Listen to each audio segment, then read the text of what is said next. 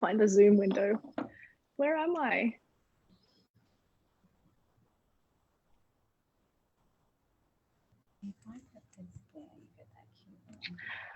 Hey everyone, thank you so much for tuning in to day 3 of the Open to Love online festival. I am so excited because today we are tackling a subject that has been so instrumental in my own personal growth, that has been like constantly evolving. And I'm really quite happy with where I'm at right now because it makes such a difference in your life. And the topic that we will be talking about today is boundaries. And we are joined by the incredible Emily McBurnie, who is an executive wellness coach and breathwork facilitator. Welcome, Emily. Thank you so much for coming. Hi, I just wanted to share with you something I found this morning.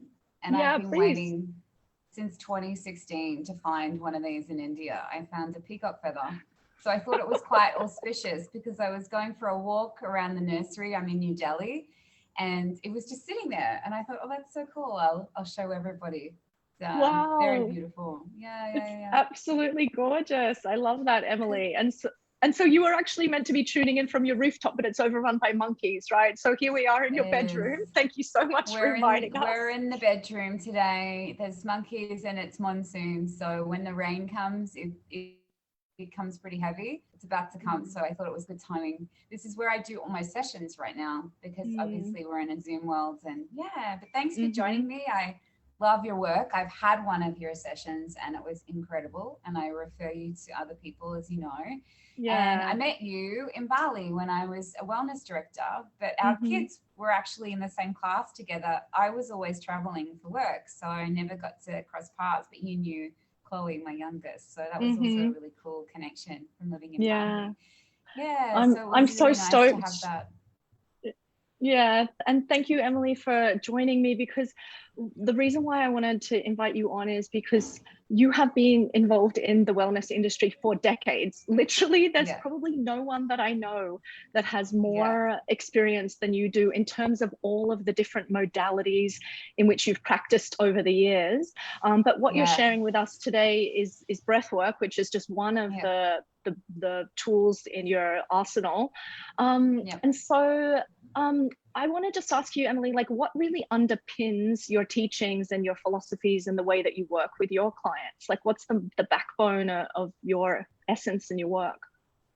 Okay, well, what I do professionally is quite niche, and I never advertise, as you know, and I don't have a business card, or I don't even have a website actually for what I do. And I was thrown into it full time quite heavily from 2015. And then I kept kind of backing out of it and then keep getting pulled back into it. You know how it works. And then all of a sudden you've transitioned from one aspect of your life into the practice. And as you said, it's been a really amazing journey to see all of these wellness brands and people and know them from the beginning and then see them bloom and just become so big. And whether it's Lululemon or anything like that, you know, knowing all the people from the beginning, and it's like, yeah, I know those guys. And I remember when they were, you know, trying to get things going and failing in other countries. So I do intuitive work with clients. I work with executives, CEOs, Fortune 500s and world leaders. So families mainly. So I'll work with one client, and then, as you know, with the ancestral healing, it's all connected with the family. So I'll end up working and becoming really close with my clients are all my friends. And I have clients who've been with me for 6 years now, and just following them all around the world, or me going to visit them, whatever occurred. Sometimes I go and work for a month. Sometimes I do weekly sessions. And obviously since the last couple of years, it's been really, really busy. And then as a corporate work, I would say it's corporate work. I come in as a consultant. So I have that adaptability from the woo into the science. And then as far as the practice is concerned, I work heavily on astrology and what's happening planetary. I live in New Delhi, which gives me incredible energy just being here in India and surrounded by nature where we live. So that gives me a lot of energy and healing abilities. As soon as I land in India from the West, I kind of feel like I get that download, and then I'm able to share that. A lot of my clients are Indian. I teach a lot of teachers, and we do all modalities, as you said. So Kundalini yoga is really popular. There was a few studies just released last week that's done by Stanford, Harvard, and the Mayo Clinic. So now everybody wants Kundalini and breathwork. It's just, I'm inundated with people coming out of the woodwork saying, hey, do you teach breathwork? And the one thing that keeps coming up all the time, as you see in your work, is boundaries. And the more you say no, it feels like heaven. And we used to go into all these explanations. Sorry, I can't see you because I've got X, Y, and Z. And then you're expelling all this energy when you're doing it, when all you just need to say is no. Just no. You can say thank you, but no, if you want to be polite, but I just say no now, no. And then if you see people pursuing when you say no, then you start to recognize, oh, I was that person. And that's a person stepping over boundaries. So you just keep reiterating, no, thank you, but no, thank you, but no. And if they really push you, then you can say, hey, maybe you should come and do a boundary breathwork session with me. So boundaries, a lot of our boundaries have to do with our aura. So we know about our chakras, right? Pretty much everybody tuning in here has an idea of what a chakra is. So we have 7 chakras, but there's also the 8th chakra, and that is our aura and our auric field, and our arc line, as we talk about in Kundalini. So women have this extra bonus of an arc line. And here in India, you see women wearing scarves over their chest. That's actually protecting their arc line, which is increasing their halo and their aura. So if we increase our force field and our aura, it's interesting what happens. Our energy starts to become quite high vibe, and any negativity can't penetrate through our boundary bubble. So by increasing your aura through breath work, you're essentially putting up a force field around yourself. So when the boundaries start to get breached, you're not sucked into this energy spiral and drama. You can see it from a very, very early point and say, nah, not having that. And so, Emily, what are the changes that you can see with your clients after they have been able to put these boundaries in place? Completely different people. They're completely different people. They don't even recognize themselves. Wow. And we're talking about people who are CEOs, you know, some of them are Fortune 500s, 40 under 40, 30 under 30s. And they may be very professional in their work life, but then, you know, when they step out of the office, they have issues at home, or sometimes it can creep through as well in the workplace. So they're expelling all of this energy in what they do, and they have huge responsibility.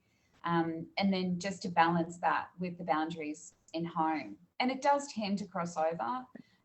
So it's giving them this kind of auric power, so to speak, and coaching them through that. What does that look like? And keep reiterating. I mean, we know all these tools, we know all these things, we know how to say no, but sometimes you need a little bit of coaching in certain situations to get there. And we all have issues with boundaries. I mean, I find myself having an issue with boundary, but we have all these tools in front of us, especially when it comes to social media or other aspects where we all have a very vocal opinion, especially right now. But we have these abilities to turn off notifications, to switch off our phone, to take detoxes, to connect with nature, to do some breath work. And breath work is the only scientific practice that has the ability to have scientific results in 1 minute. You will feel instantly better in 1 minute. That's why I love breath work. It's just the easiest way to get there. And if you're trying to convince someone who perhaps isn't on a spiritual journey or isn't into wellness that you can change your life with 1 minute of breath work, it's pretty easy to do that breath work with them for 1 minute. And then they feel it and go, wow, I feel different. I can handle things differently. My boundaries are stronger. I'm saying no without having to explain myself. I don't know anyone who doesn't feel bad at times saying no. Sometimes you just don't feel like it. Sometimes you just don't feel like going out for dinner or having a family function. This is not just with workmates or friends. This is in your whole life. Just say no. No. I love what you're saying. Sorry, keep going. Sorry. Yeah. No, you keep having this energy pulled from you, you're going to feel really drained and exhausted at the end of the day. Sheer exhaustion, just because you couldn't say no. Like Sunday, I woke up, it was my cycle. I felt really unwell, and we had roofers coming because the roof's falling down, and we had roofers coming to the house, and I just said no. I just said, I'm not up for it today. I want to be able to, moon around my house and, you know, do whatever I need to do that day and not feel like I'm giving my energy to other people and holding space for other people. Because as you know, as a healer, we need to do a lot of self-care ourselves and to be able to be there for our clients. We can't do what we do if we're not practicing it ourselves. It just wouldn't be authentic. It wouldn't have integrity, and we physically would break down in our own bodies. So if you're a healer out there and you're working in the industry, or maybe you're a little bit new in the industry, you start to really bring it back to, okay, what am I doing for my own practice? I can't lose my own practice. So this practice I'm going to share with you are practices that I do. If I need to switch something up, if I need to shift my energy, there are very simple, quick practices you can do using your breath to do that. I love what you're going to share with us today, Emily, and also what you're saying before about it being an energetic practice, because I notice how I used to approach things in the past was like, let's say I had a surface level problem, I would often just apply a surface level solution. So that might mean just, let's say, physically removing myself from a situation. So let's say verbally saying no to that particular invitation, but yet whilst energetically still feeling unstable and bad.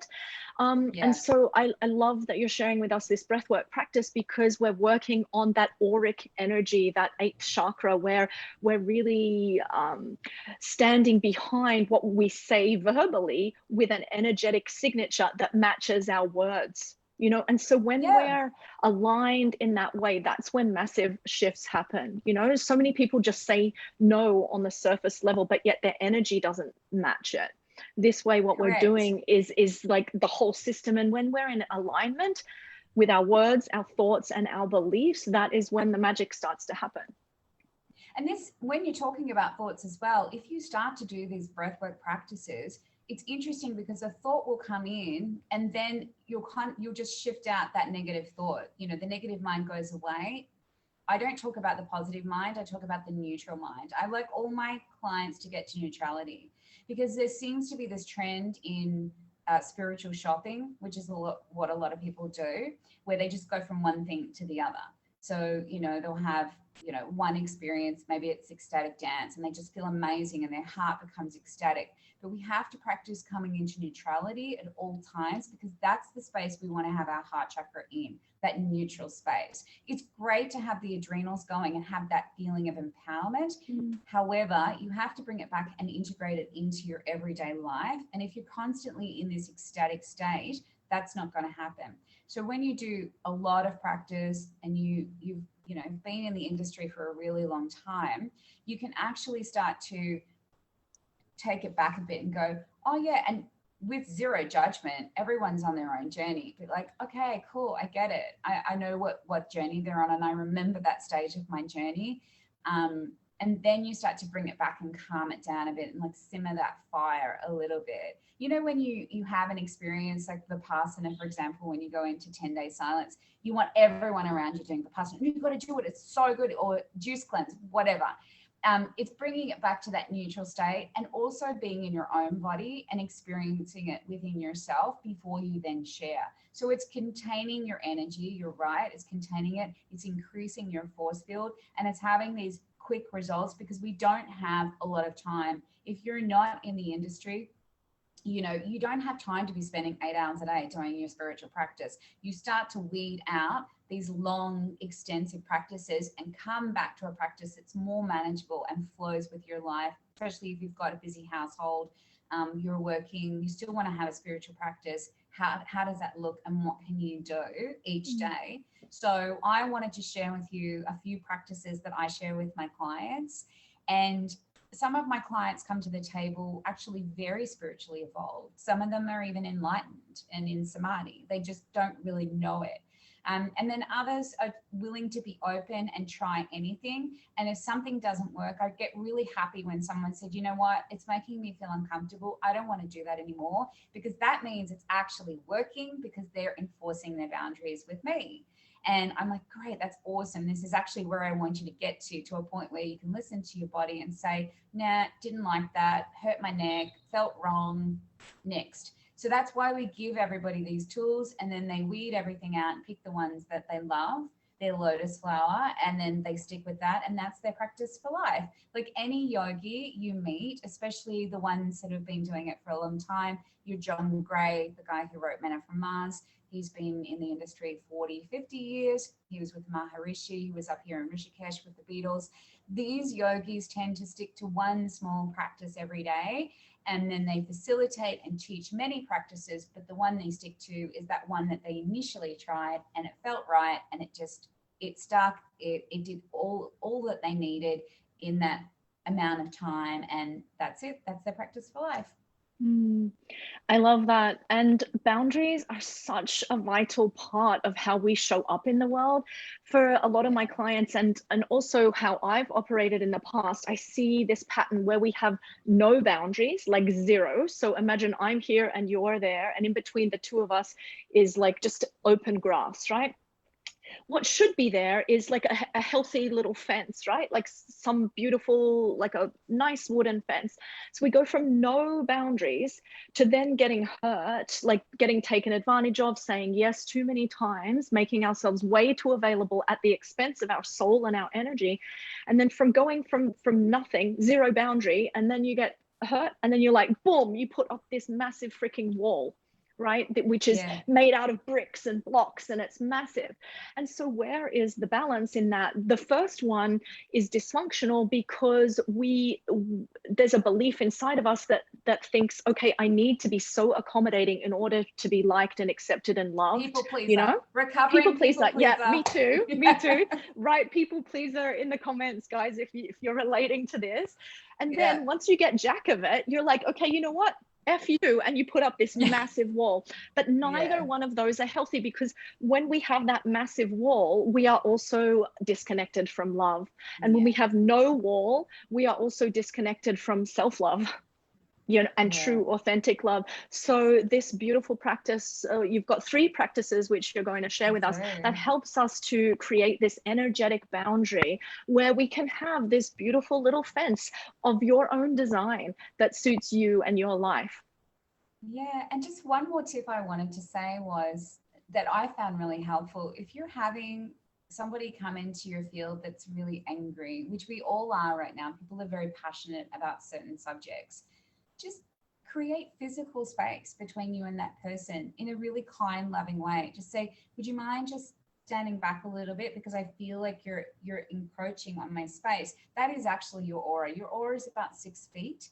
So if you get somebody who's really angry to come out of your space, and this comes down to Tantra, the basics of Tantra, everybody thinks Tantra is about sex. It's not. Tantra is about consent.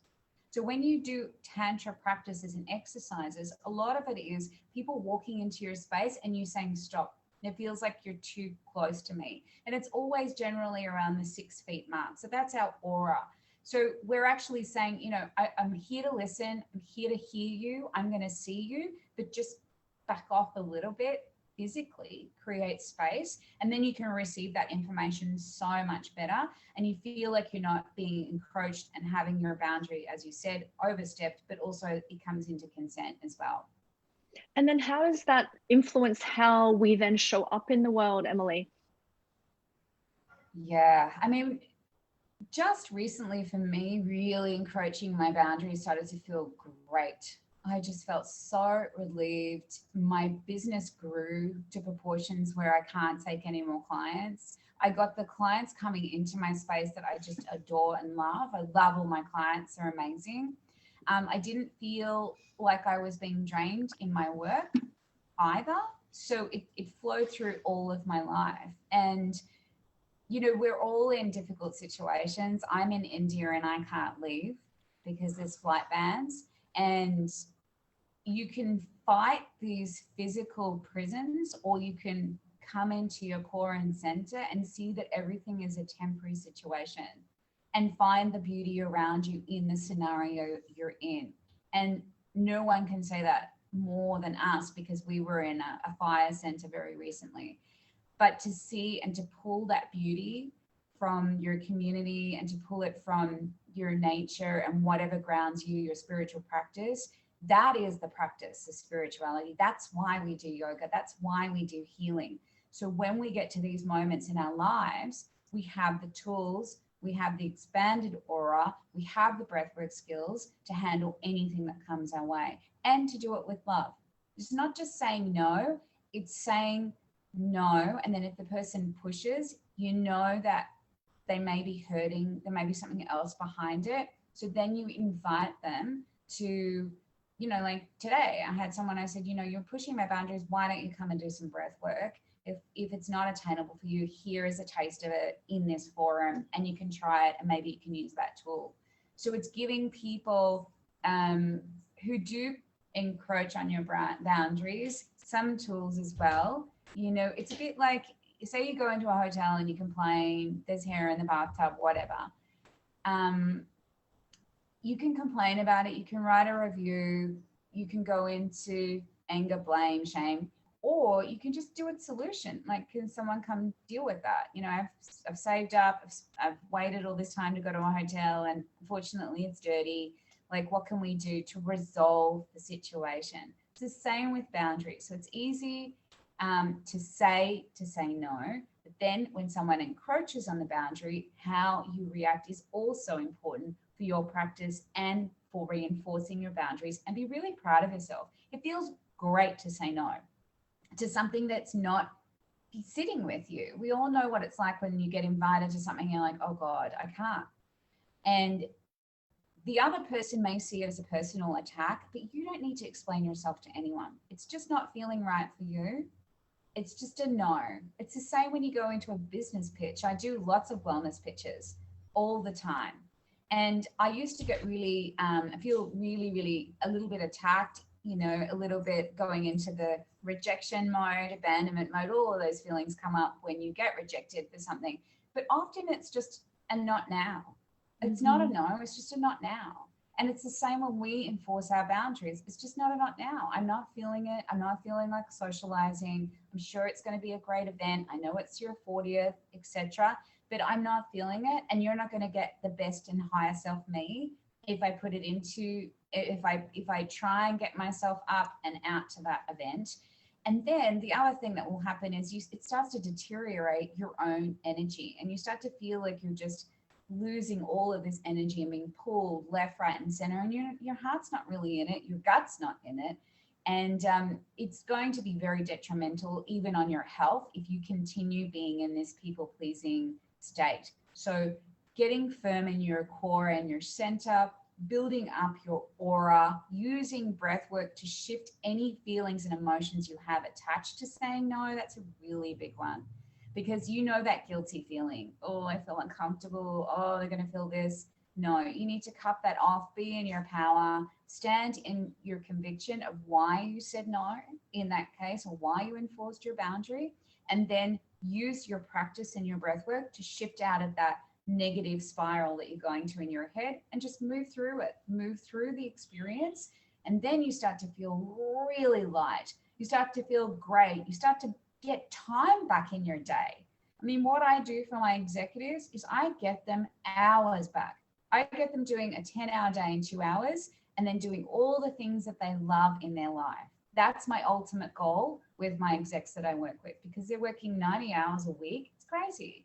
I create space for them. And you do this by enforcing boundaries. You don't need to take all these meetings. You set the boundary. I have 3 meetings a day. I'm sorry. And if you don't come prepared for my meeting, you don't get another meeting with me. You get a half an hour of my time because I have to do my meditation. I mean, and people start to come on your schedule. They start to know Emily switches her phone off at 10. I can't get hold of her.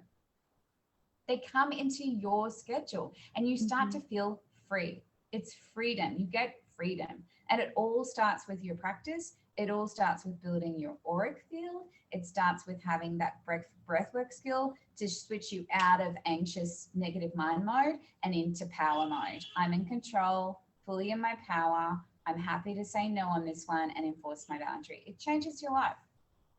It sounds so exciting, actually. I feel quite energized and empowered just hearing you mention all of those ways in which it changes how we then show up in the world. It's kind of like we're setting our standards of operation. This is our minimum requirements, and therefore taking back some of our power that we give away, or control that we put outside of ourselves, when actually we can self-source.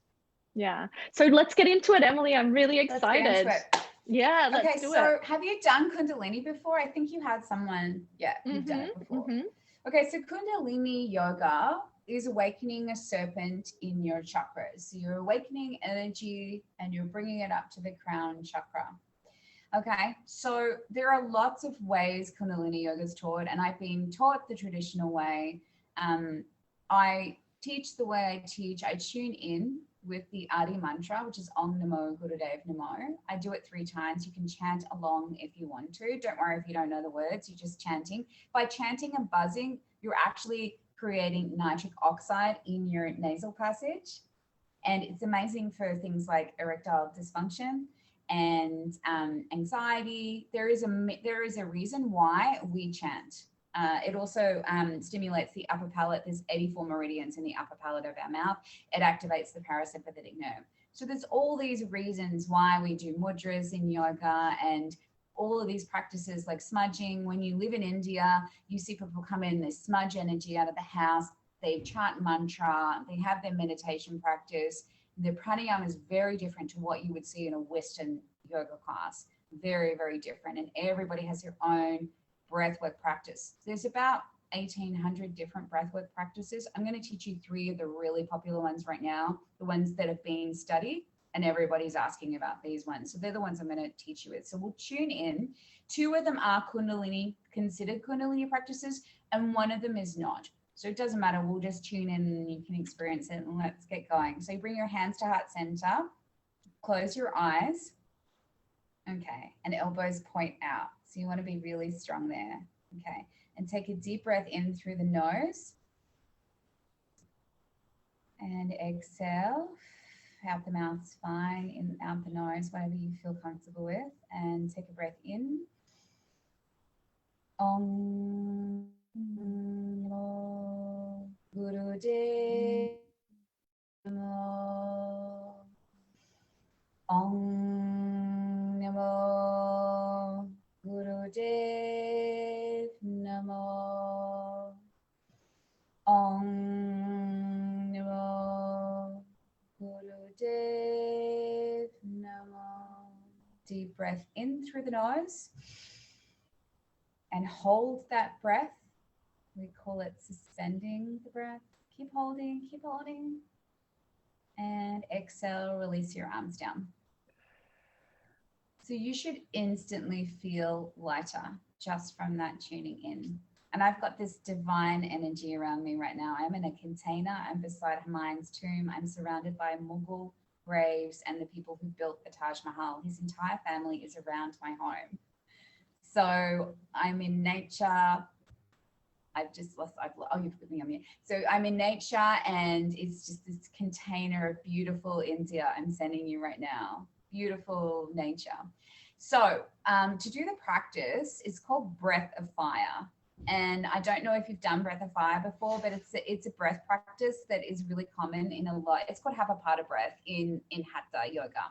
So we're going to be pumping our navel. This is why I've worn the clothes I have. Normally I dress up like you, but I've got to be in my practical yoga gear. So we're going to be pushing the navel out on every exhalation. And if you put your hands on your tummy, you can feel it pump, pump, pump, pump, pump, pump, pump. That's it. And then your nose is going to be inhaling in and out with your mouth closed. That's it. I can hear it beautifully from you. So you can hear it when people do this breath work. Nice. That's Breath of Fire. We're going to do, let's just try 1 minute of it. Now our hands are going to be in the air. Okay. And the mudra is, you get to see my really nice lampshade there. The mudra is the fingers are touching the mounds and the thumbs are pointing in, and our hands are stretched out at 60-degree angle, but you have a straight spine. Okay. So I'm just going to sit up a bit to show you what it looks like. So your arms are straight, firm, your thumbs are pointing inward, and your fingers are touching the mounds, okay? These mounds all mean something, but let's just, for the sake of it, experience it. You're going to close your eyes. You're going to look between your brow, and you're going to start to pump in and out. And it sounds like this.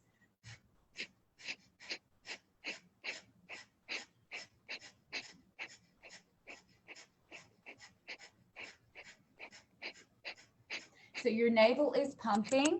Brain is going to continue there, and I'm going to pump.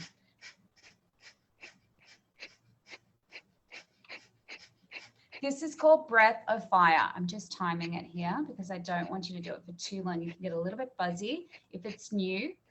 So you're pushing the air out. Now, if you're finding it hard to go fast, just go slow for the beginning. If you're on your moon cycle, just take long, deep breaths. But keep the arms up. This is going to help the energy come up the spine and up all the way. You're building energy and you're bringing it up from the root chakra and all the way to the crown chakra. This is one of the fastest breathwork exercises to get rid of stale air in the lower abdomen, and you're getting it up and out. So it's great to do this in the mornings. You can do it any time of day, but especially in the morning, just do 1 to 3 minutes. I've got an amazing song that I can share in the footnotes that I do it too, which is just a really nice pump, pump, pump, pump.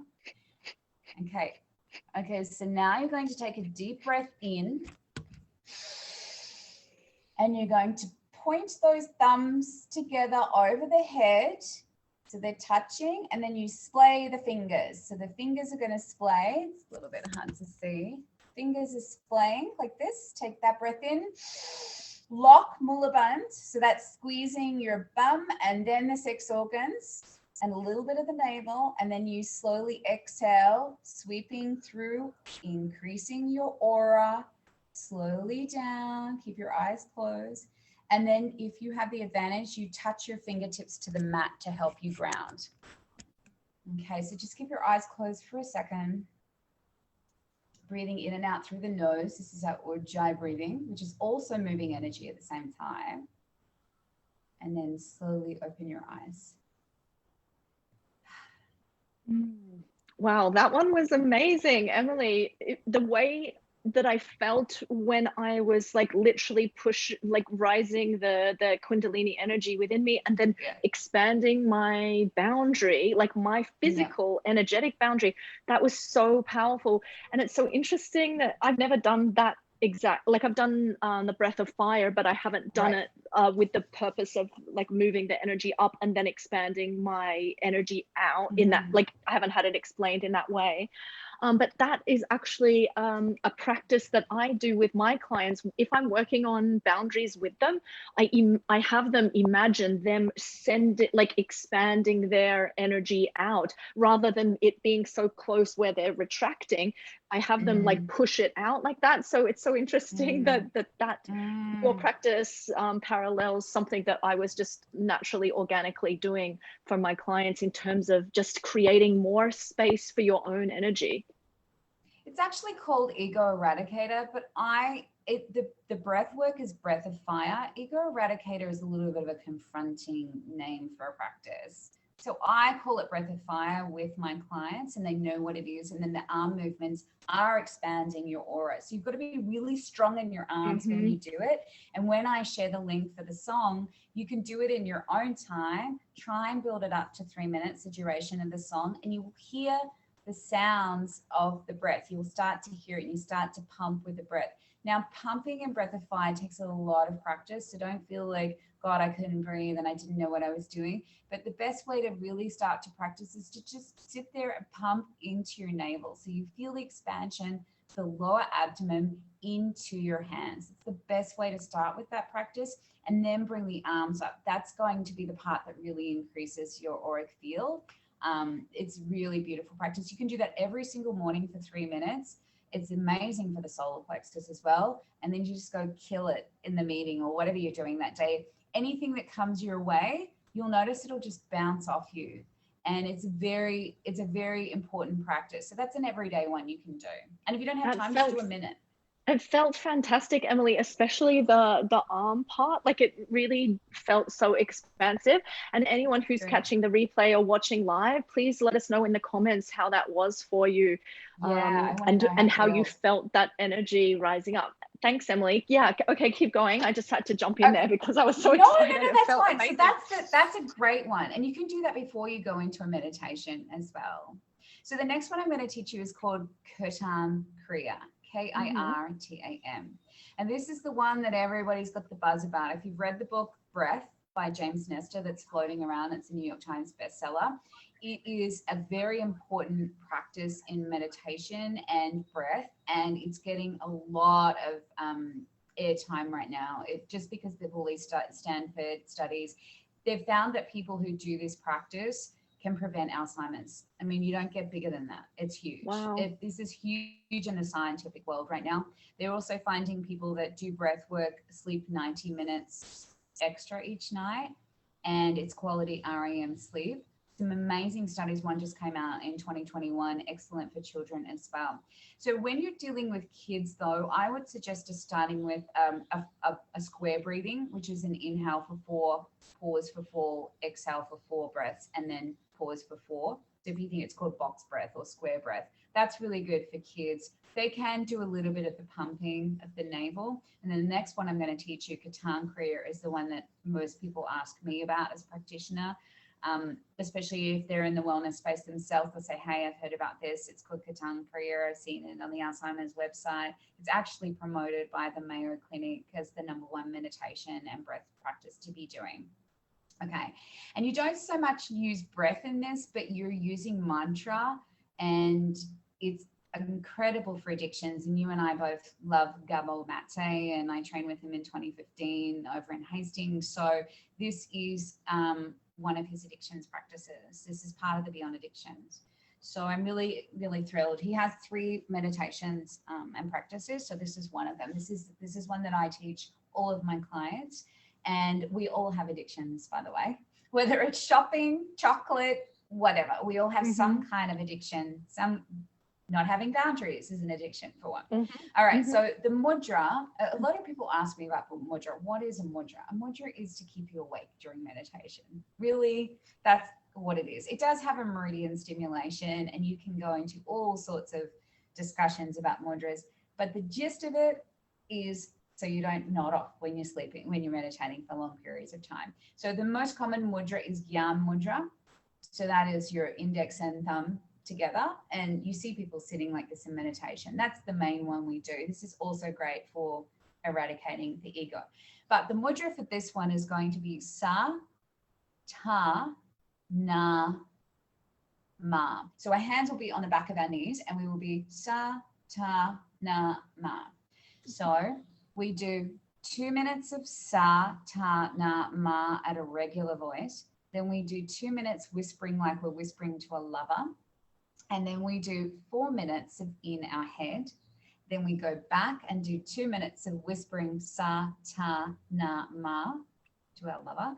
And then we go into the full Sa, Ta, Na, Ma. Now, when you take a Kundalini class in LA, you're going to be hearing this chanting Sa, Ta, Na, Ma from the studios. I don't do it so vocally, but it is a beautiful, beautiful meditation and practice. And we still use our breath in it, but there's no conscious breath work going on. It's mainly the mudra and the meditation, but this is also working on our auric field, anxiety, the brain, stimulating the parasympathetic nerve, all those beautiful, juicy things. Now, you don't go backwards with the fingers. It's always the thumb pressing in to one finger at a time and then restarting it. Okay. Now, some people find it challenging to press the fingers together. That's your brain, and it's just an awareness of something you need to possibly work on in your own life. So just be aware of that, but you want to really connect those fingers to the thumb. Okay, shall we give it a try? Yep, I can do that. Do we need to cut it down? Or you want to do the full 8? Okay, so no, let's do the whole thing. Yeah, let's 12. Okay, let's do the 12. Yeah, I've got time. Let's do it. All right, I'm just going to set my Thank you, Emily. Stopwatch. Of course. Thank you so much for sharing this. This is amazing. Well, I thought I'd just cut to the chase and teach you what everybody wants to know and what everyone's talking about. And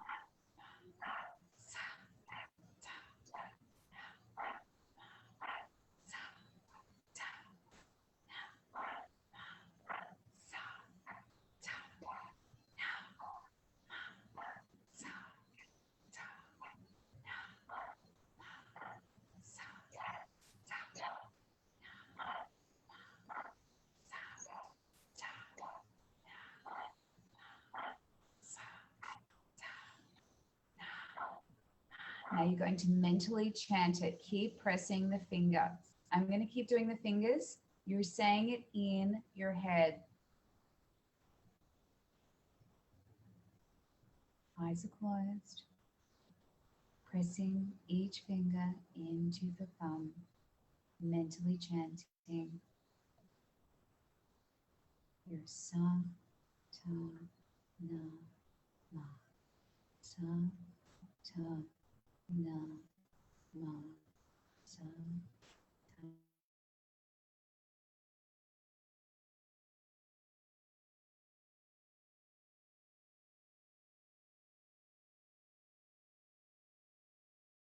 Four minutes in our head.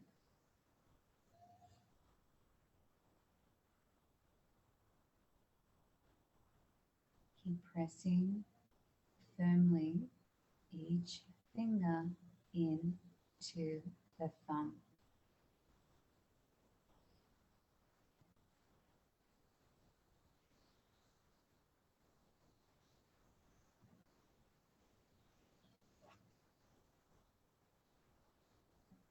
Eyes are closed. Keep pressing. Go at your own pace.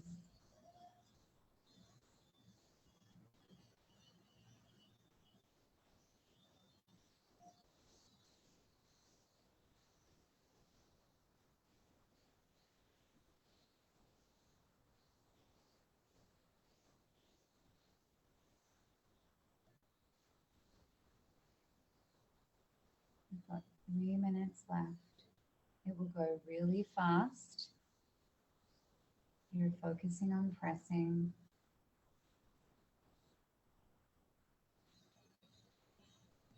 And the backs of your hands are on your knees. I'm just showing you it up for the purpose of you seeing the pace. So in your head, with every pressing, it's sa, ta, na, ma, mentally chanting.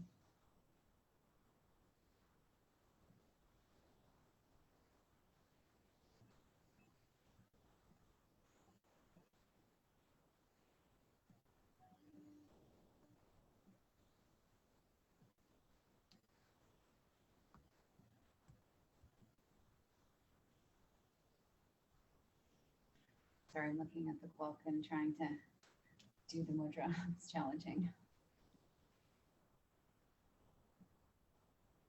Keep pressing. Keep saying in your head, mentally chanting.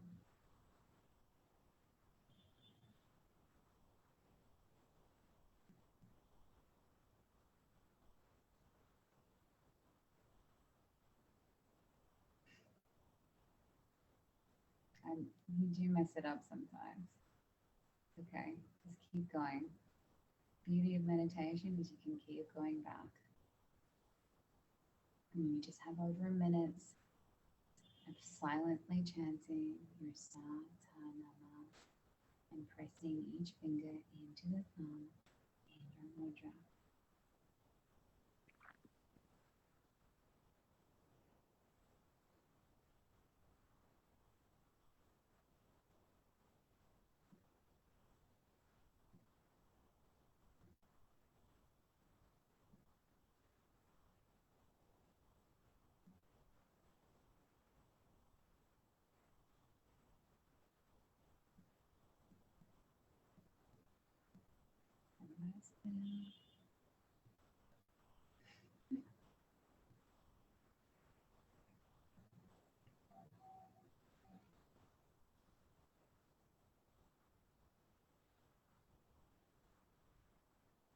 Your eyes closed.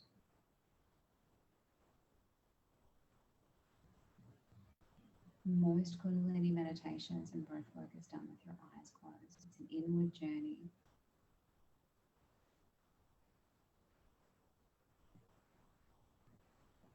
Just like the spiritual journey, no one is there.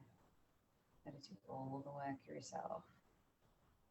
We can guide you, but you're running the car, you're running the train. Okay, so now we're going to whisper sa, ta, na, ma.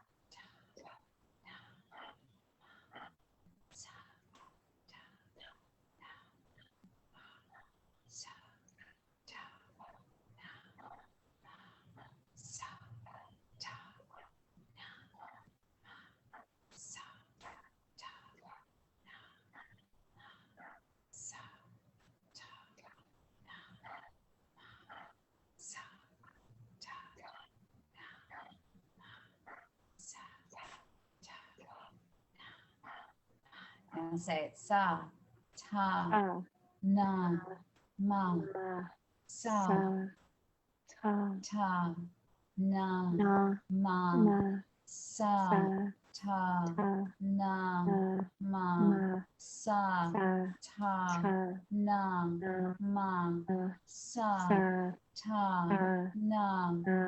ma, sa, ta, na, ma, sa, ta, na, ma, sa, ta, na, ma, sa, ta, na, ma, sa, ta, na, ma, sa, ta, na, ma, sa, ta, na, ma, sa, ta, na, ma. 1 minute left. Na, ma, sa, ta, na, ma, sa, ta, na, ma, sa, ta, na, ma, sa, ta, na, ma, sa, ta, na, ma, sa, ta, na, ma, sa, ta, na, ma, sa, ta, na, ma. Now take a deep breath in. Keep your hands in Kiya Mudra at the back of your knees and just close your eyes. Keep holding the breath. And then exhale through the nose. And pause here for 1 minute. Eyes are closed. Just feeling the effects of the meditation. Feeling that calmness.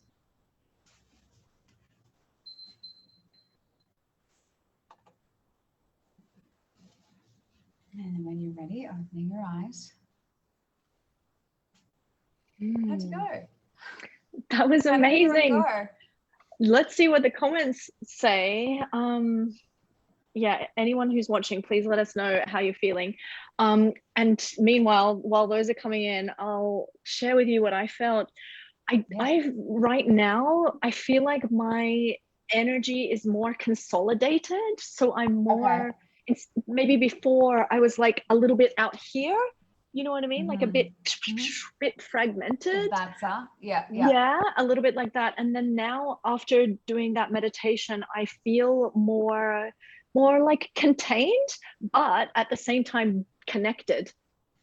I think maybe also because you mentioned what the mudras meant, and so knowing what that meaning is, as I was doing it, I was connecting to those elements. Can you tell me again what they were briefly? So it's Sat Nam, I am truth. Sa Ta Nam. I have to look up the Na. I just had a mental blank. I'm like, oh my God, she's going to ask me about the Na. The Ma is the connection to earth and rebirth. Yeah, so it's infinite, born, like birth, death, rebirth. So it's infinite, born, birth, death, rebirth. Yeah, sorry. So Ma, when we chant Ma in Kundalini, there's some beautiful chants saying Ma. It's this deep connection to the earth and to the environment, and it's a rebirth. Like if you're in a jungle and you're seeing rebirth everywhere, it's the ma. Yeah. So I feel like I was connected to all of those concepts, but yet contained, so I can see the relevance to boundaries, and I can understand why you've chosen that practice to share with us, because I definitely feel like my energy is consolidated. I'm back in my body for this life, but yet I'm deeply connected to all that is. And so I guess that's the essence of healthy boundaries, right? And you're resetting your central nervous system by doing these practices as well, if you want to go into the science of the practice. So you're not in your default mechanisms, like your childhood programming where you have to say yes, or you're people pleasing. Okay. Yeah, you're fully in your power. Your brain is its healthiest after you've done this meditation. And it's not technically breath work. I taught breath work, and I'll do a quick one more breath work if we have time, just like a pinch. But yeah, it's very important. It's very important that you have these tools and these practices for when you're trying to set these boundaries, because these are your go-to when you feel unstable. And as you felt from that meditation, it's incredibly powerful. And the science is saying nervous and nerve responders, everything's shooting off, and everything in the neuroscience world is shooting off. And we got to calm it down. We've got to calm those senses, and nervous system is just so shot right now for everyone. We've got to calm it down, and this brings it back, as you said, to our center and our core. It calms things down. It works with anxiety. At the same time, you're building that inner strength. And I definitely felt that. Yeah, it's a good one. It's a really good one. So Diana says that she definitely made her feel more focused. And Mish asks, does it matter the speed at which you chant? No.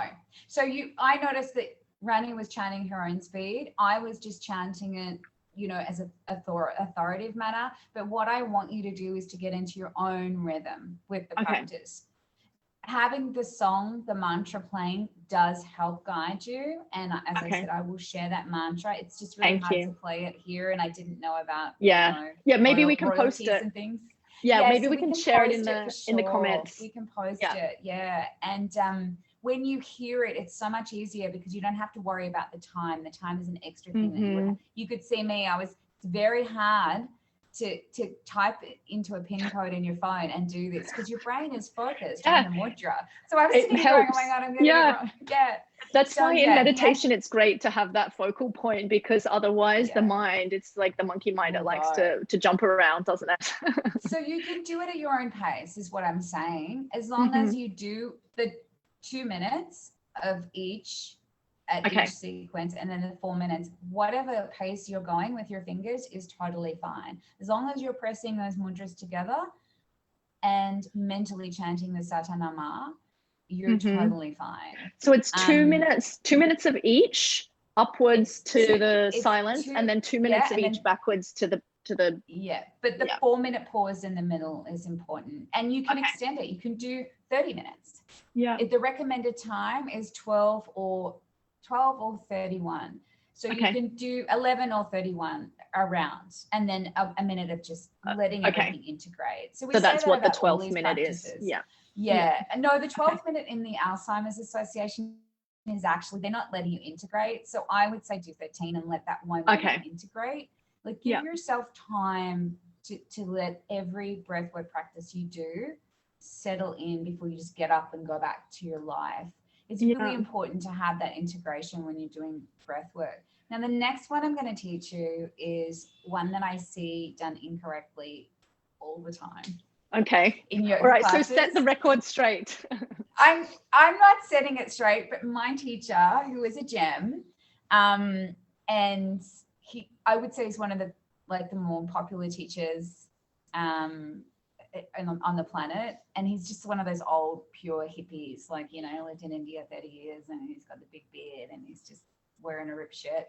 There was a meme the other day on social media about yoga teachers. I don't know if you saw it, there was 4 different types, and you're kind of in the marketing power woman and got it all going on Instagram, and then you have the ripped t-shirts from the old school. I'm in that category actually. I always walk around and I'm always walking around in yoga clothes. I have beautiful clothes behind me, but I'm always teaching and doing practice. So I feel like this is what I'm doing all day.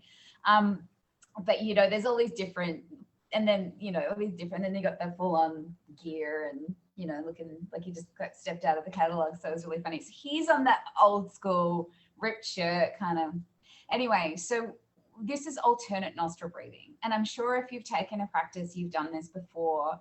Nadi Shahada. So Nadi is the river channel. So we're balancing the energies, but it's a beautiful foundation for a lot of breath work. So if you get this one right, you can do any breathwork series. So there's another more advanced breathwork series that we call Siddhasana. You also hear about Siddhasana now because it's in this breath book.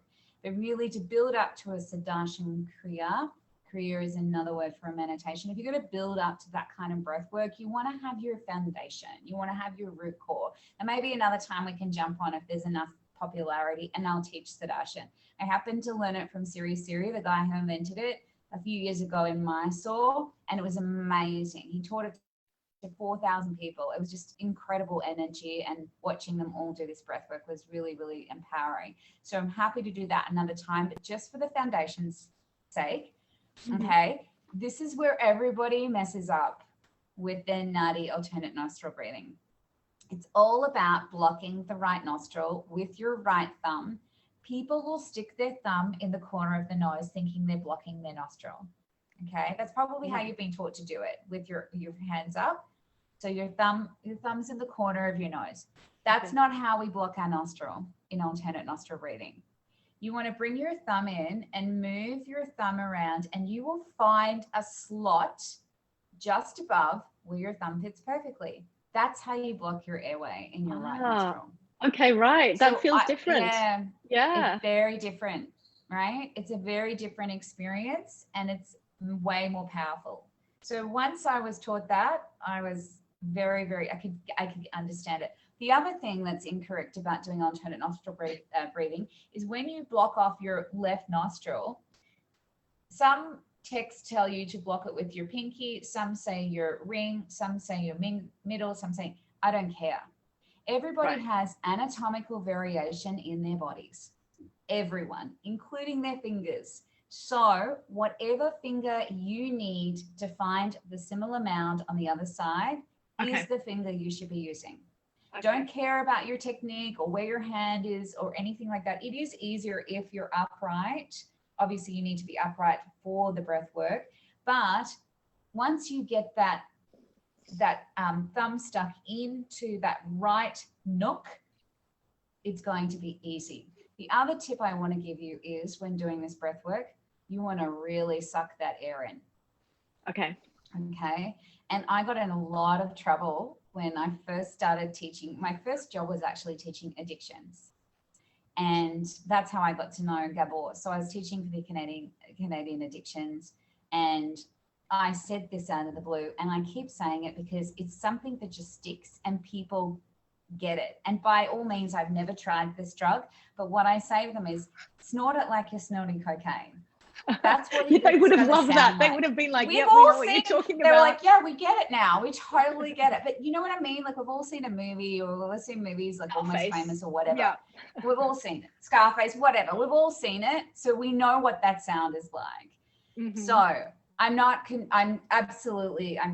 even have caffeine. But what I'm saying is sometimes we need to hear these things to get that, oh, I know what she's saying. Right. So when we do breath of fire, you pant like a dog. You know, when you do ujjayi breathing, you hear the ocean breath on the exhale. So you inhale, and then you hear the sound in the ocean. Sometimes you just got to hear something like that, and then it will click. So now you all know what I mean. I'm going to give you a demo. So I'm sitting up straight. I've got my right thumb tucked in that beautiful nook. You move around, it fits beautifully, by the way. And then you close your eyes and you take a deep breath in through the left nostril. Right? You want to really suck that in. Okay. So the reason why you want to suck that in, you can exhale, it's okay. The reason why you want to suck that in is because when you start to do the more advanced practices like sedation kriya, you're going to need all that air you can take in there. So there's two types of sedation kriya. There's SUD and the SOD. The SUD is Shiri from Bangalore. The SOD is Kundalini Yoga. And when you do the certain type of breath practices, you're going to end up holding your breath for about 45 minutes to a minute. So you want to take as much air as you can in that first inhalation. And by doing alternate nostril breathing, you can do this before a practice, before a meditation. It can be your meditation as pranayama breathing. You want to be able to take as much air as you can. It's excellent to clean out the nasal passages. As I said before, nitric oxide is created. It's amazing for anxiety. It balances the energies. It has a whole host of scientific, meditative and spiritual and soul connectional benefits, this breathing. So this can be your yoga practice for the day, alternate nostril breathings. I generally say do between 8 or 11, around 11 rounds. We're going to do 11 rounds together. you and I and the gang. And if you have any questions after, please ask me, because I would rather you get these foundations right now than go ahead and do a practice and then start doing a more advanced practice. And your brain hasn't had an opportunity to really do the foundations. A lot of the time in yoga and other practices, we kind of rush to the most advanced and then we get injured or we miss things. So I like to bring it back, keep bringing it back to the basics, and then you can experience it, you can practice it, and then you can build on your practice. That's the best way to work with your breath work. Makes we sense. all want to get to the goal, but you're going to get the same experience. Okay, the same things are going to be happening if you're doing just the basic. When you go to a yoga class with a really old school teacher, they're all using the props. The new students are all coming in, no, I don't need a mat even. I don't need anything when I do yoga, right? The teachers that have been doing it forever, possibly because they're so injured, they're grabbing every bolster, everything you can imagine, and they want it all, right? Because you just learn to realize that these things that we do can make life so much harder. So let's make it easier on ourselves, and let's build on the foundations and keep coming back to your foundations in your practice. It's really important to, when people say, I bought all these products and I'm on my wellness journey and I've done this and this and this, I'm like, just go stand outside and put your feet in the grass. Like, that's going to help with inflammation. You don't need turmeric. I mean, turmeric's great, but let's get it back to the basics with our practice. Wellness has gone too far into fancy, expensive things, and it's become so unattainable. And I read this the other day. Someone said sustainability has always been there. It's called poverty. With people who don't have money for aluminium foil and plastic bags, do not buy them. Not a single, people talk about India not having recycling. We have recycling and then some in this country. One plastic bag from any household, no matter what socioeconomic, never gets thrown out. It will be used until it's falling apart. So, these kinds of practices that we're teaching now have been around for 10,000 of years. You can market it, you can package it, you can stick whatever label you want on it.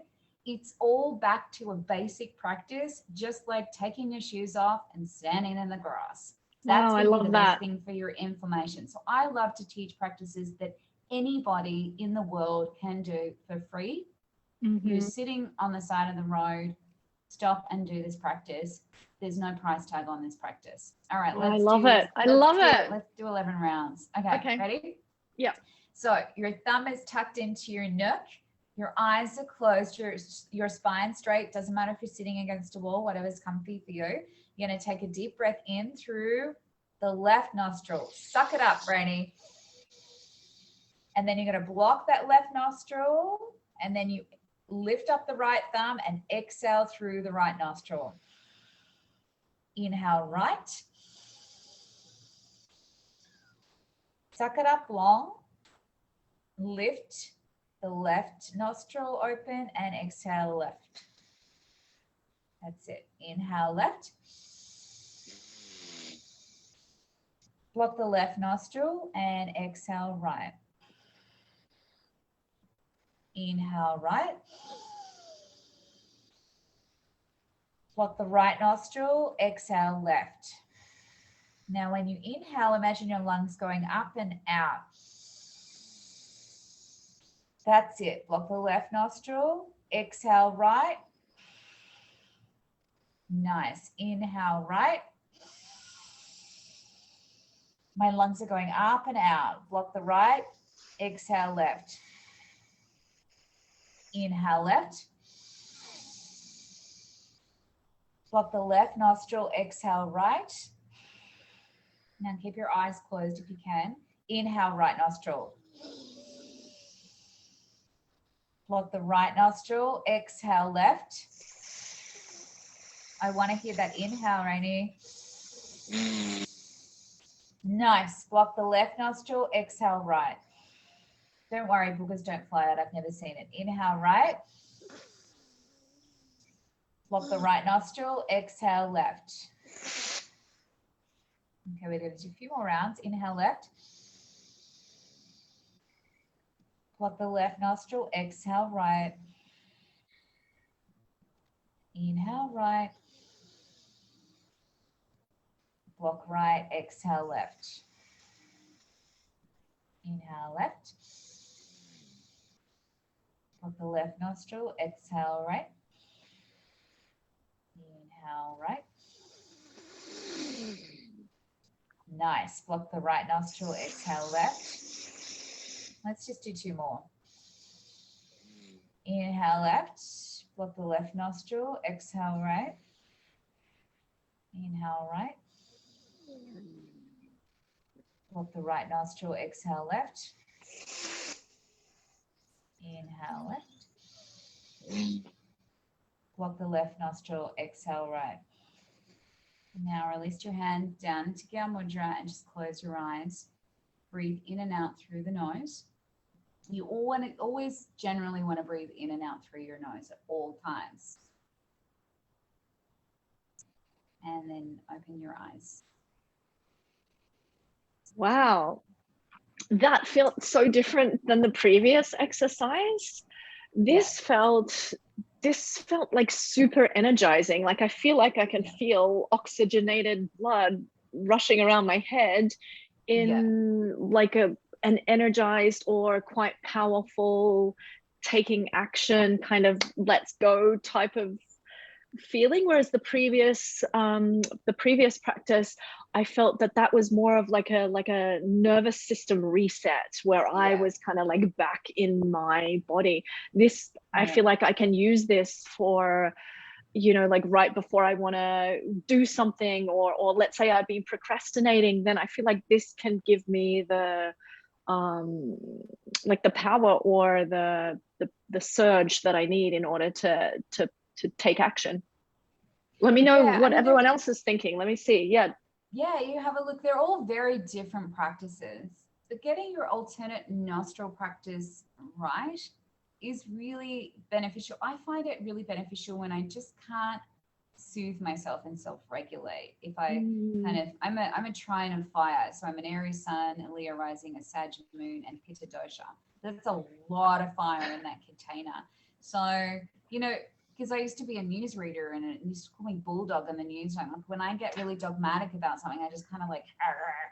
So obviously not the right occupation for me, but using that experience to having all this fire and having these practices, this one is the one that it'll really just reset me. And you get that nice little buzz. It's almost a high. You get a little high, little takes the edge off, and then you feel like you kind of blissfully wander through. Now we have to be really careful in India doing too much of this practice because everyone here is in their upper chakras at all times. Right. And we can't always be in our upper chakras. Right. You know, Australia, Aussies are very grounded because we have that root chakra in, you know, just outside of Darwin and in the Catherine area. So we tend to be all in our lower chakras, and in here everyone's just Now that causes a lot of accidents, fires, etc. You got to be careful to balance everything out. But I love the nadi, the alternate nostril breathing, because it'll just give me a little reset when I can't seem to calm things down. And I do want to get a little bit out of my thoughts or my pain body and get into that space. And as I said, that practice is brilliant for them building and coming up to the Sudarshan Kriyas, which is that really intense pranayama breath work that most people are starting to think about wanting to do. So breath work is actually becoming the new yoga. It's overtaking meditation and physical asana practice. 100%. It is yoga. Yeah. And everybody wants it. I mean, all my clients want it. Now, a large portion of my week are doing breathwork sessions. And that's all I have availability for now because I have my core clients. But jumping on and doing a breathwork session and just shifting something is really, really powerful and beneficial. And as I said, you'll do it in a minute. You'll feel amazing. There's something to this. This feels great. We've got a couple of questions for you here, Emily. Right. So the first, I'll give you both of them, and I'm sure you can answer them together. So when we're breathing in, you should inhale all the way, right? Like through that nostril, all of it. Okay, all the way up. You want to get as much air, and when you're breathing in, you want to expand your lungs this way. So most of us vertically breathe. So we breathe in, and then we breathe out through our mouth. And we go up and down. You want to imagine this expansion of your lungs. You have these beautiful lungs. So use them in that capacity when you're taking your inhalation, and then when you exhale, you come back down. That's why I was lifting my hand when I was doing it, because I wanted to see that expansion. And when I teach breath work, it's interesting, even with Zoom, I can see a lot. I can see a lot about you and you doing your practice and your breath work. I can see it all. I'm watching your lungs. So it is important to take all of that breath, yes, 100%, and use your lungs when you're taking it, and you'll feel that expansion when you're doing it. And Diana is asking, what is the difference from breathing through the nose or the mouth? She's doing the Wim Hof breathing method, and it's all about the mouth. Right. Yeah. Yes, very good question. So mouth breathing is used in Siddhartha Kriya as well. Wim Hof is Siddhartha, by the way. Siddhartha is the original, and Wim Hof is the anabranch from Siddhartha. So when there is a portion of Siddhartha when you just go like that, that's where your Wim Hof is going to come in. So in general, you should never breathe through your mouth in general, unless you're doing a specific practice like your Wim Hof method. So she's doing a specific practice for that certain amount of time. I don't know how long, sorry, Di, I don't know how long you're doing that practice for, but that practice that you're doing right now is okay to breathe out of the mouth. The rest of the day, never. You will actually, if you breathe in and out of your mouth, if your kids breathe in, and then if they're mouth breathers, they're going to have braces. It affects the whole structure of your facial structure. And by having a smaller mouth, it affects everything in your life. So breath can actually change the bone structure of your face. How cool is that? And doing all this breath work, that's, you start to look really beautiful. Not only are you increasing your aura, you're building pranic energy, you're you're stimulating fascia and building collagen in your face. You're actually changing the structure of your face by doing breath work and breathing predominantly through the nose. So her situation is different because, yes, there are components of breath work where you do shoot out the mouth. Sometimes we do a cooling breath where we cool our tongue, we curl our tongue and go in. Sometimes we do an inhale, like a whistle breath. Sometimes there's a cannon breath where we shoot it out. That is a specific container. The rest of the day, you want to be doing your ujjayi breathing in and out through the nose. Even when you sleep, people tape their mouth shut, actually, just a little piece of tape to avoid dental issues. Yeah, right. Wow, Emily, thank you so much for those incredible practices. And I look forward to seeing all of the comments in the replay. So please write replay if you guys are watching online after the fact. And thank you so much for everyone who has been tuned in and been following these practices. I'm seeing all your comments here. So thank you so much for your engagement. And so Emily, I'll maybe have a please. And I'll put those mantras in.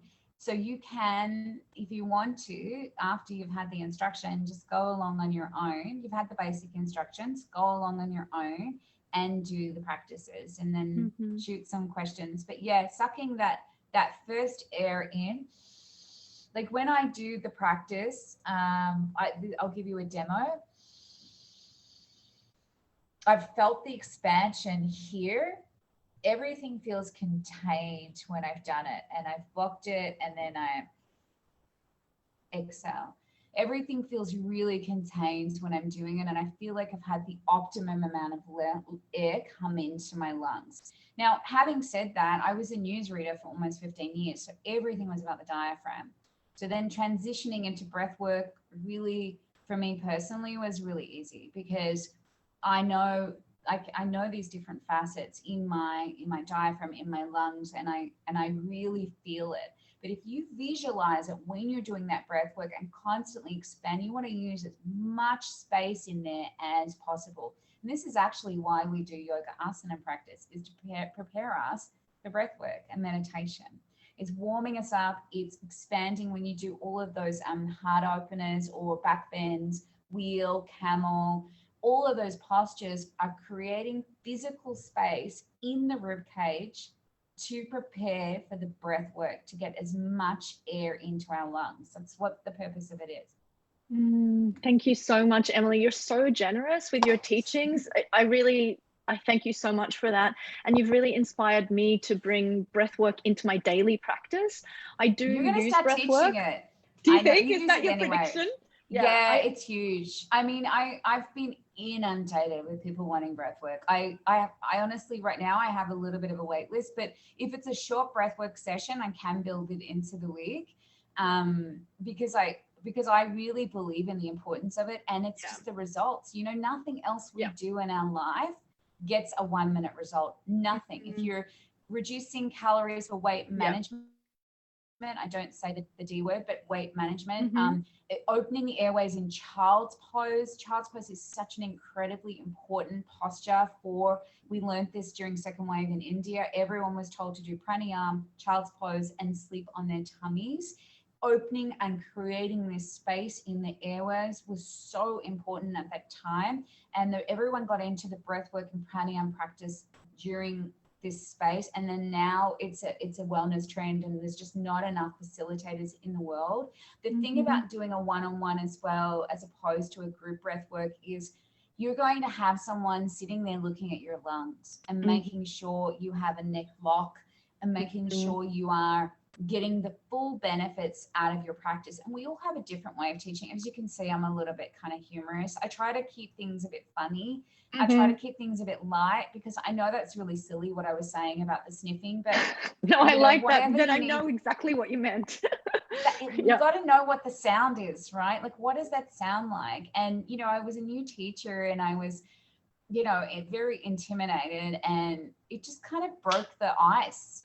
Pardon the pun. It just kind of broke it just kind of broke it. And then I sometimes say it, and it just gets a really big laugh, because people know what I'm saying. And it's like when you do mullaband, it's like trying to squeeze all your bits up, you know. And by the way, mullaband is one of those other things that people mix up. So you want to squeeze I'm going to say anus, sorry, I'm cringing, but you got to squeeze the anus first, and then, because as women, we're so used to doing a Kegel, and we think that doing that pelvic floor is mullaband, but you got to get the bum first. Oh, okay. So like tucking when you tuck your bum under, and then you do your pelvis for a lock, you got to get your bum in first, and then bring it up through the front. And these locks are really important when you do your practices, because they're containing your energy. Because as you know, if you expel too much energy out of your crown, all that energy and all that work on your aura building is just going to be sucked out by an energy vampire. So wear a hat, contain your energy. You may feel days where you want to put a hat on. That's because you're building practice and you want to contain your energy. You'll often see people who practice Kundalini, they wear a turban or they cover their head. It's because they want to keep all that work they've done, and they want to contain it, and they want to experience that prana and have that little buzz going around. So if you do your mullaband and your neck lock, you're going to contain it even more into this beautiful heart center. And this is, you know, what we want to do. We're expanding, yes, but we're also keeping everything to ourselves, and it's not just going to be sucked out by various situations that occur through our days. But you will notice any of those practices that I've taught you, you can do the breath of fire in the morning. You can do a bit of alternate nostril breath if you're having a bit of a rough patch around 3 p.m. And then at night in bed, you can lay back and do your Satanama and just put your headphones in with the mantra on, do, 12 minutes of it, and you've prevented Alzheimer's, and you've done your meditation, and it's accessible because you can lay down. You don't need to be doing a physical posture or hurting your back sitting up. I want everything in breathwork to be accessible. And if people are interested in going further with the breathwork and doing a full-on breathwork session, reach out to me. I'm not really great with, you know what I'm like with social media. I'm not great. You always answer. So where can people find you? So should they message you on Instagram? Yeah, message me on Insta. LinkedIn, I'm heavy on LinkedIn. I honestly, I don't know what it is about. There is an energy, as you know, around social media. I think Instagram is your thing. LinkedIn's mine. Like when I do a post on LinkedIn, I get 500,000 views, and not even people who have like sponsored. No, I know, it's crazy. So that's LinkedIn, incredible. And so what is your name on LinkedIn and on Instagram so people can find you? Emily McBurnie on LinkedIn. Yeah, I'm really great with responding on there. And then I post a lot about wellness trends, the latest wellness things on in that space. Instagram, it's at Baby Kale Yogi, because I had a samadhi experience with a bunch of kale. It became my baby. That's kind of like my story. So that's where that tag comes from. Yeah, it was cool.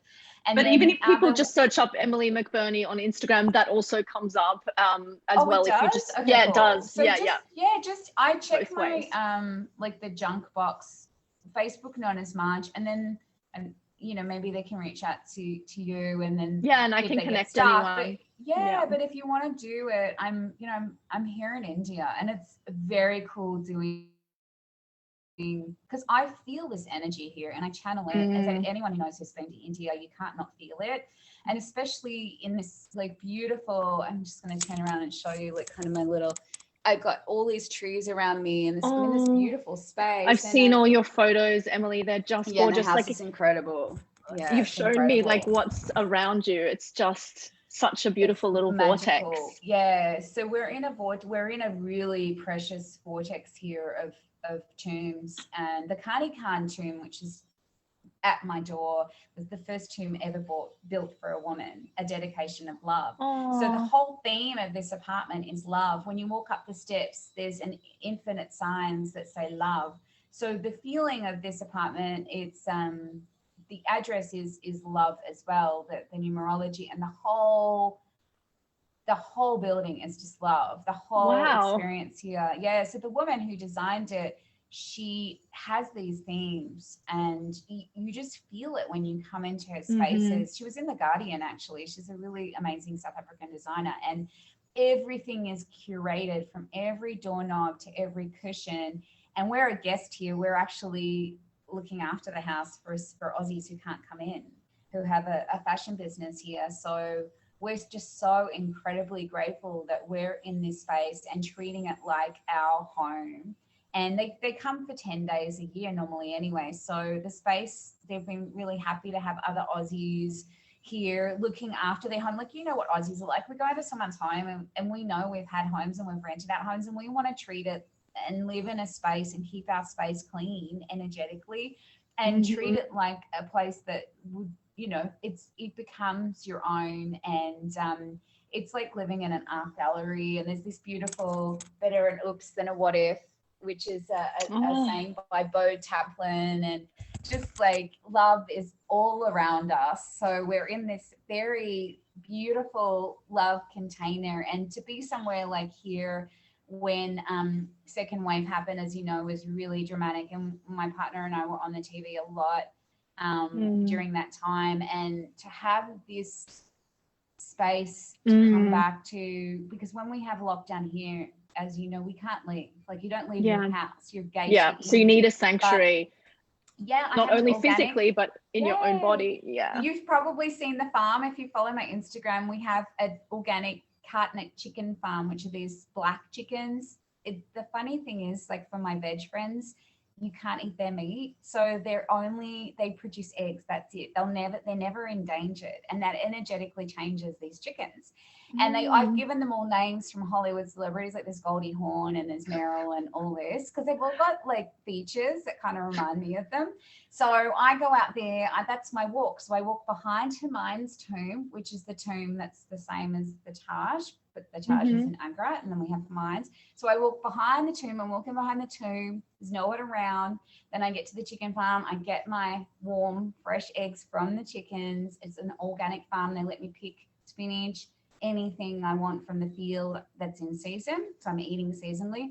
And then I walk home and I make whatever I picked from the field. I mean, in the middle of New Delhi, can you believe it? So sanctuaries during times of lockdown doesn't have to be your space. It can be this space as well. And using these practices to help you through some really challenging times energetically. As you know, this week is full of surprises astrologically.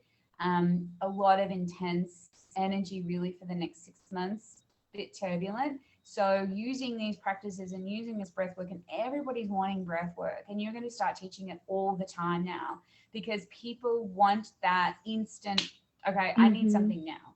And breath work will give you that. You'll get it in a minute.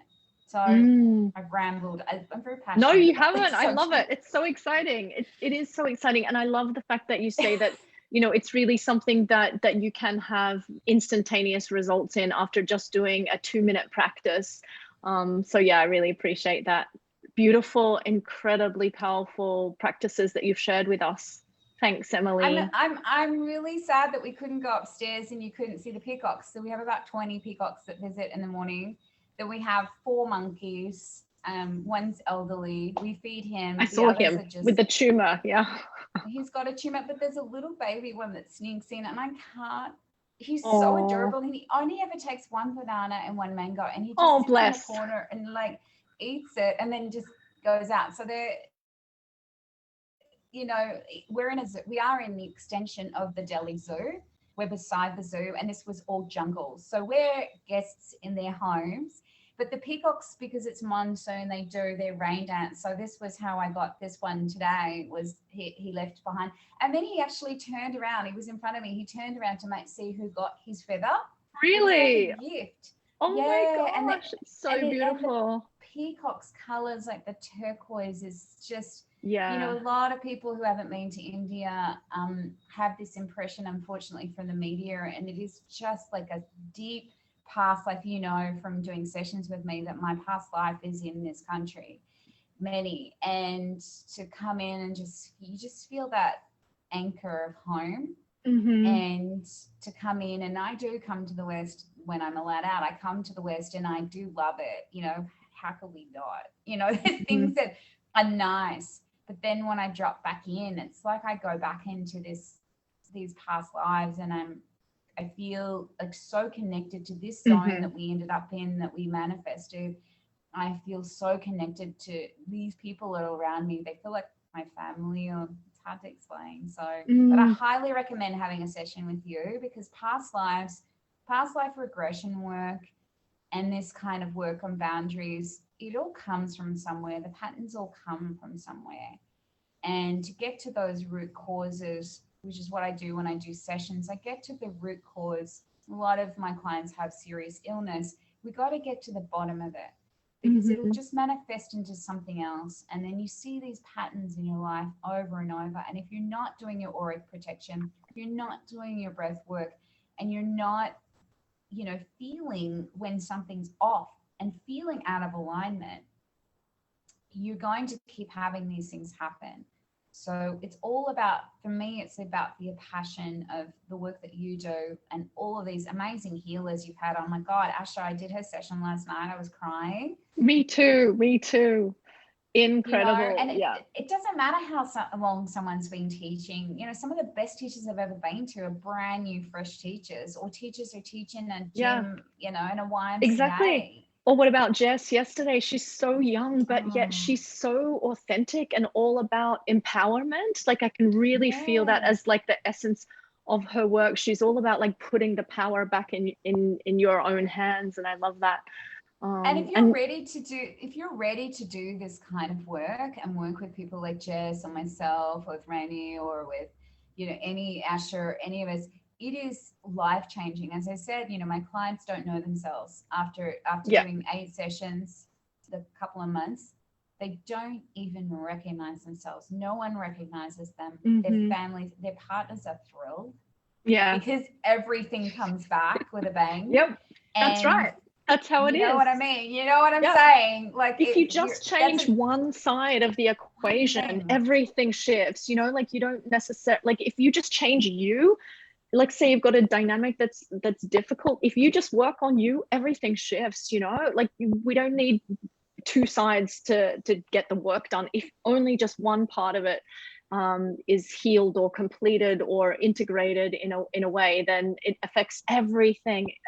Things can't help but respond to the different vibration that you're then showing up with. It's true. And when you increase that auric field, you don't actually have that many issues with boundaries. Yeah, because it's a non-question, you know, it's just like a given. There's no need to state the obvious, right? People can't get into the force field. I remember many years ago, you know, our kids are actually probably got teenagers now, can you imagine it? But many years ago, I took the girls to the Dalai Lama's birthday, and they went and got blessed by him, and security came running, and he had this incredible aura. It was like a big dome over him. and they can get through. And he does obviously 4.5 hours practice every single day, and we don't have that kind of time. But if you are consistent and just do a little bit, you'll start to notice people start coming up and talking to you in situations that would have normally been conflict and now pleasant experience. And you just start to float through life and handle things when they come up so much better, instead of going into that spiral of negativity and all those things that start to come up, as you know, the guilt, the anger, the shame, blah, blah, blah, blah. But, you know, really getting your foundation and your practice right is the ultimate aim. And everybody's doing this practice. Everyone's practicing every single day consistently. And it's what you need to do to work with your boundaries. And I get so excited when my client said, oh my God, I said no, and it felt awesome. I didn't give an explanation for the first time in my life, and nobody cared. The truth is no one cares. Yeah, that's true. Emily, thank you so much for your generosity and your beautiful spirit. You can find her at Baby Kale on Instagram and Emily McBurnie on LinkedIn and Facebook, etc. Or Emily will also post some resources down below. So thank you so much, Emily. Lots of love. I really appreciate you having come here and shared this with us. Thank you so much. Nice to see you again. Good to see you too, face to face. Thank you so much. And thanks for organizing this. What a great idea. We need more of this in our lives. I love it. I had to do it because I just wanted to bring together all of the people that have made like massive differences and been inspirational to me. And what you shared today is really powerful in terms of just the little practices in your own inner work. You know, 2 minutes a day, you're taking back your sovereignty. You're reinforcing your aura. So thank you so much, Emily. Okay, thanks. bye. Can't wait to see you the rest tomorrow. Of the week. Thank you. Yeah, it's going to be epic. Bye, guys. Bye. Yeah. Bye. Thanks.